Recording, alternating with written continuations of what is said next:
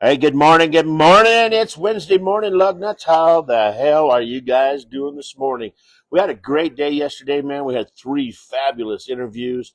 And like I told you, this week I don't have a lane, so we're going to be just going down, and I'm going to show you some of my brothers in the business, man. And right now, hello, James Duckworth. What's up, buddy? James Duckworth on the line already, Jimmy. man. But guys, I get to spend a lot of time with these gentlemen, and I work with some amazing, amazing guys. I would probably put our guys up against anybody, man, in these contests. I mean, we have a excuse my language, we have a badass crew here, man. So you're going to get to see all of them today. But right now, ladies and gentlemen, I want to introduce you to a friend of mine. We've been buddies for, geez, since Moses was a pup, right? Yeah. Huh?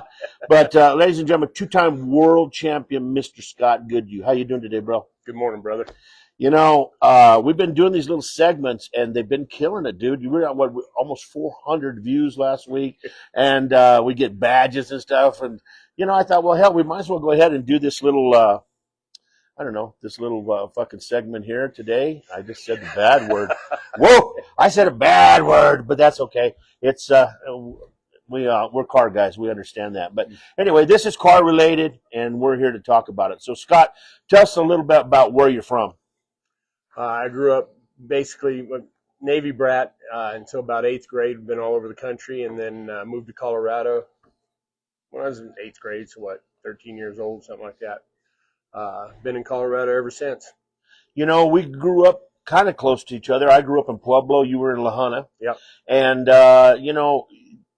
growing up, you never thought about being an auctioneer, did you? I didn't. It came later in life for me. Wasn't my plan. I was going to be a sports journalist. That's exactly what I remember you saying a long time ago, that you were going in for journalism. Uh-huh. Are you glad you didn't take that path? Yeah, I am. Your passion for the auction business is amazing, man. You help everybody you can, and everybody knows who you are. And when you go into a sale, you just bring this presence and this aura about yourself, man. How did you form all that?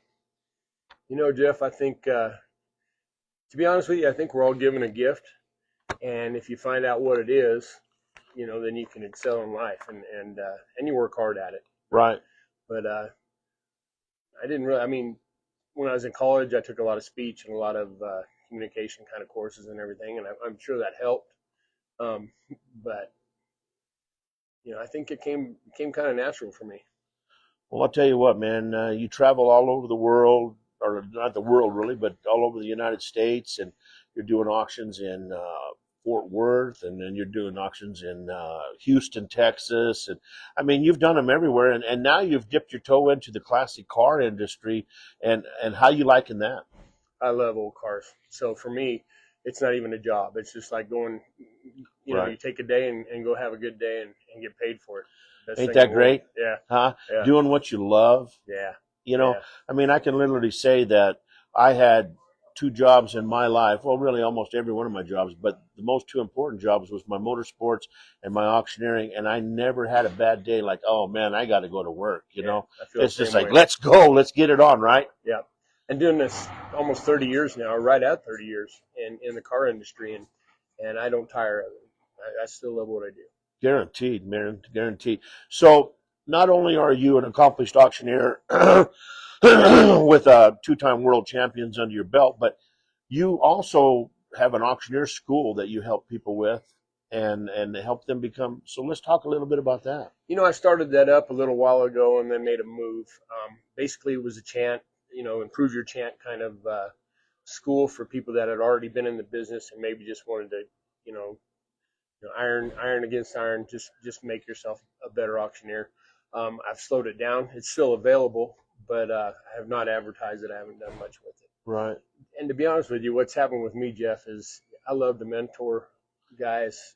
I was lucky enough to be mentored by some of the best guys in this business, and sometimes I have a problem charging people that I want to help, especially Right. some of these young guys that are hungry. Right. I want to be a part of what we do for a living.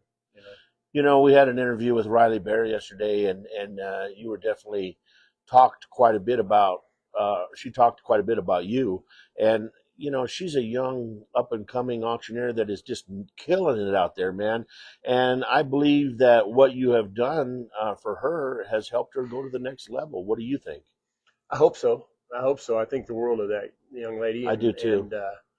And I told her a long time ago, because she wants it. Yeah. She wants to be somebody in this business. She wants to work harder than everybody else. And if you want to work hard, I got your back. And so yeah, I hope I have helped her. I'm glad that she said that. It makes me feel good. So we talked about your travel and stuff. It's fun to get to the auction and doing all the auctions and stuff, but traveling sucks, man. It sure does. I mean, it's the worst. They have. I mean, since the bombing of the World Trade Center and stuff like that, it's just terrible, man. And it ain't getting any better. It's getting worse. It's going to get worse. It really is, man. So you spend how many hours of your life on the planes now? Yeah. And it's never the hours that they tell you it's going to take. It's always more. Yeah. Or in an airport or whatever. And it used to be kind of a privilege to fly for business. When I first started this, people dressed well, get on the airplane. Oh, yeah. Now you got these guys walking down the aisles in pajamas. I'll never figure that out. It drives me crazy, to be honest with you. If you can't get up and get dressed in the morning, don't get up. But that's just me. It's just strange. And just for an example, last week I was going to Houston, and the airlines don't want to treat you good anymore either, no matter how much money you spend on them. And last week I had a deal where I had to run in Dallas to make another flight. I mean, run, and I haven't run like that in a long time. Get all the way to and I'm not going to say the airline's name, but it was American.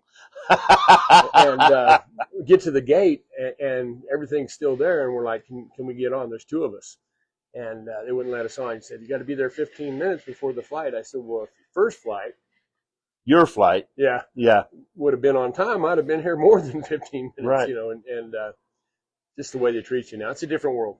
Oh, it is. The traveling to work, people don't understand. They say, oh, you auctioneers, you go work 2 or 3 hours a day. Wow, what an easy gig. Yeah. Sometimes it takes 8 to get that 3 in. Come and live in our shoes just for a week. Mm-hmm. Let them follow you around, because there's many a times that we've been in the meetings and you're like, hey, I got to blow out of here, man. I need somebody to come and get rid of me. And then you're on your way to the airport and you're hustling to get there just because of that, because you got this job here to do, man. Right. So it's a tough deal. Part of the deal, though. It's part of what we do. It is. And you know what? We might as well do it while we're young and enjoy it. Yeah. Or kind of enjoy it anyway, you know. But who inspired you, Scott? I was working at a sale barn, and I always watched auctioneers. I was trading cattle at the time, back and forth, and then working a sale barn. And I'd go from barn to barn to barn and kind of listen to these guys. And John Corey was one awesome guy that really fired me up about it. And the balls, and it was all cattle. When I first got in this, I sold cattle for 4.5, 5 years before I got in the car business. And most of my guys were were cattle guys. And then when I got in the car business, Paul Lund, I heard you talk about him yesterday, was an influence for me. Ray Holt was an influence. The whole Holt family really helped me along. The Lunds, there's tons of them, man, because I was a sponge. Right. I wanted to be, I found out I could make a living in this deal. Yeah. And I wanted a good living. I wanted to be, if you're going to get in it and do it, you got to work hard and try to be the best at it. And that's just the way I look at things.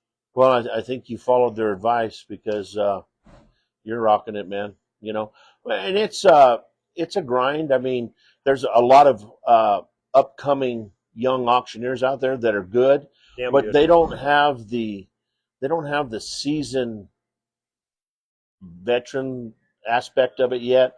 So, and you're trying to teach that to a lot of them, the Chad Lambs, the Chris Millers, Trent Holsworth, and I've seen you mentor all those guys, but it takes a while to really get comfortable and get the dealers comfortable. So let's talk about relationships with the dealer body. I think it's one of the most overlooked parts of our industry, because if you're not shaking hands and knowing who you're working for and who you're working with, you're not going to have the results. If you Right. just come to work and you sit up on the block, call numbers, you're not going to get things done. No, you're not. And how many times have you seen a car come across and you see Johnny from Johnny's Auto Sales over in the other lane and you yell at him like, "Hey, Johnny, this is a car you buy." And he ends up buying it. And then he comes up to you later on and says, "Man, that was a great buy. Thank you." That's a relationship that you build. That's knowledge of that man's product. And you're so right. You have to get invested in these dealers and what they do.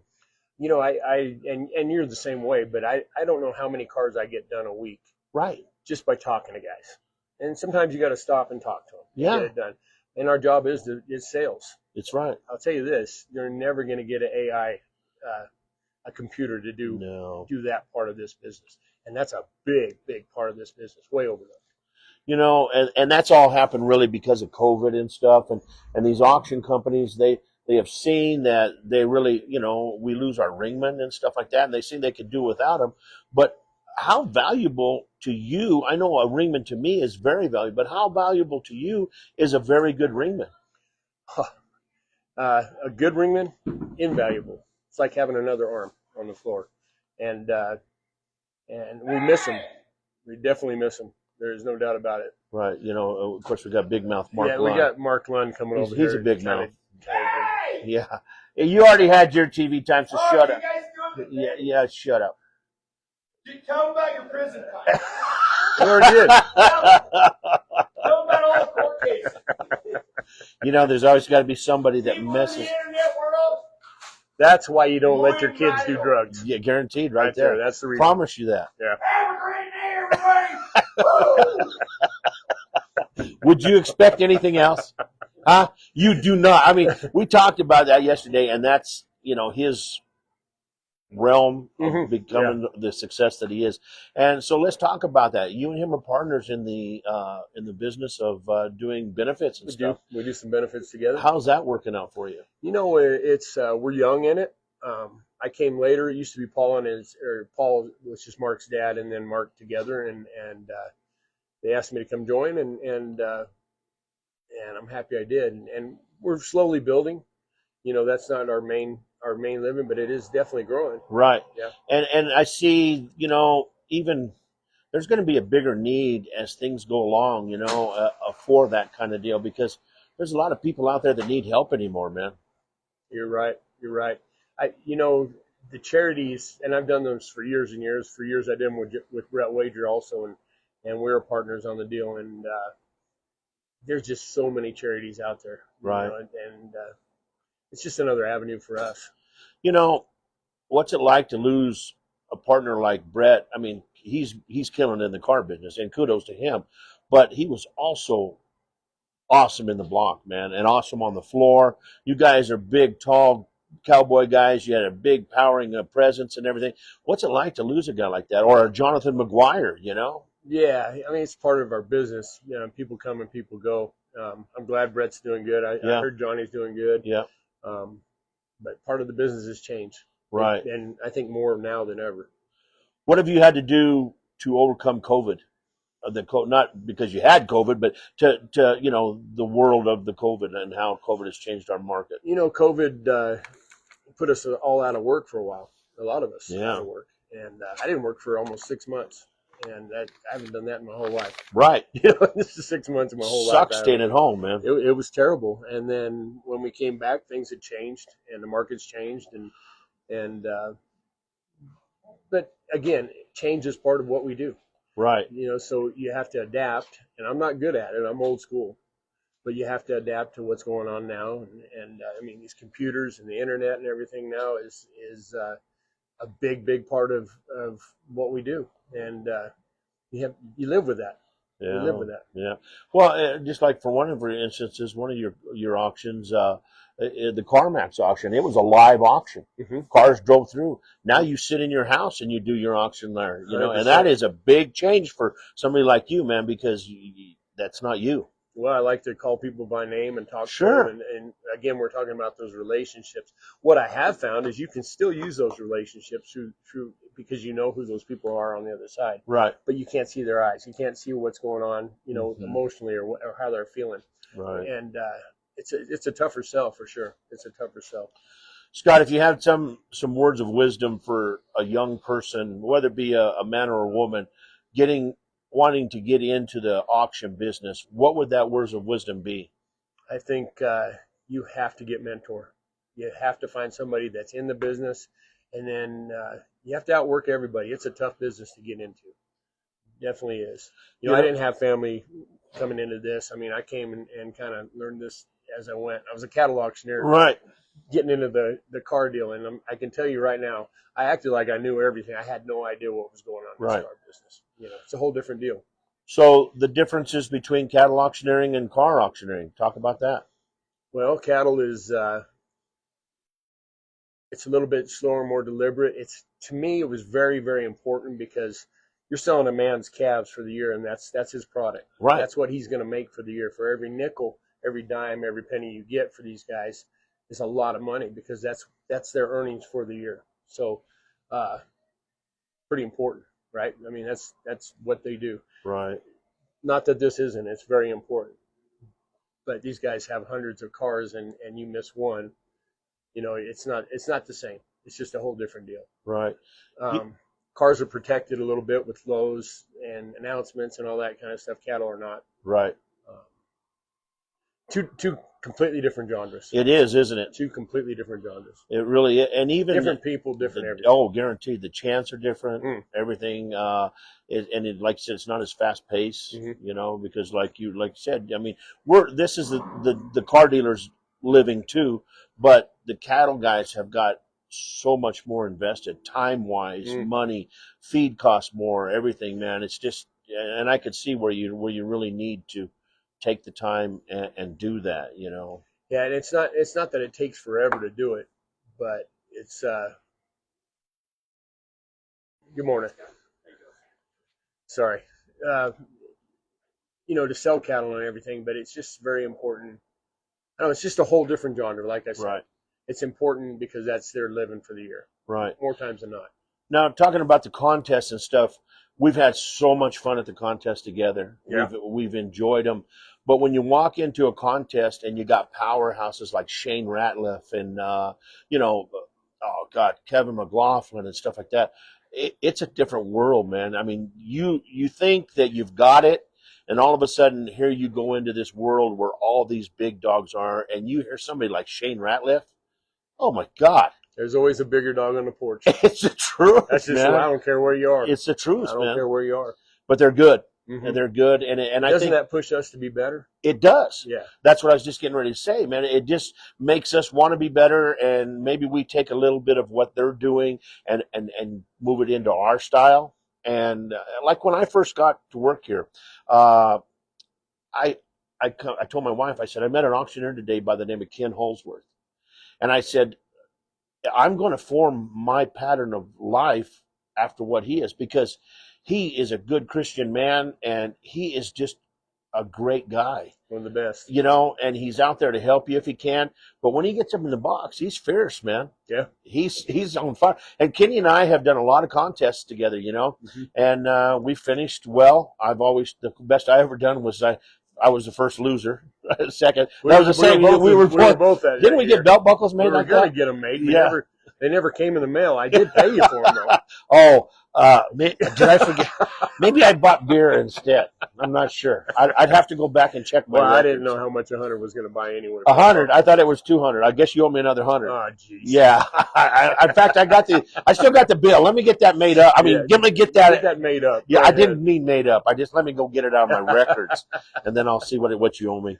But Scotty, I tell you what, I really, really appreciate you taking the time. I know we got a meeting here real soon, and we got to get that, and then we want to try to get Vaughn on. He wasn't really receptive to it last night. I don't know if he was going to do it or not, but I think this is going to be a great segment today. We're going to get you later on showing the guys, our lug nuts out there, what you really do for a living and how you do it. And we're going to go down and show everybody else. So thank you for taking the time. 100%. And dude, we're rocking it on the numbers. We are. Yeah. We're our little short segments. I don't know. Maybe they're better than the long segments. They might be. Shut this off. Yeah. Guitaring. How's guitaring going for you? I'm learning to pick. Now, are you going to be like in concert soon, or It's looking that way. It, Yeah. you're going to a concert. You don't think I'm good? Ask me. Yeah, exactly right. Ladies and gentlemen, you're talking to two-time world champion, Mr. Scott Goodhue. Thank you, buddy. I appreciate it. Appreciate you. Love you, brother. Love you.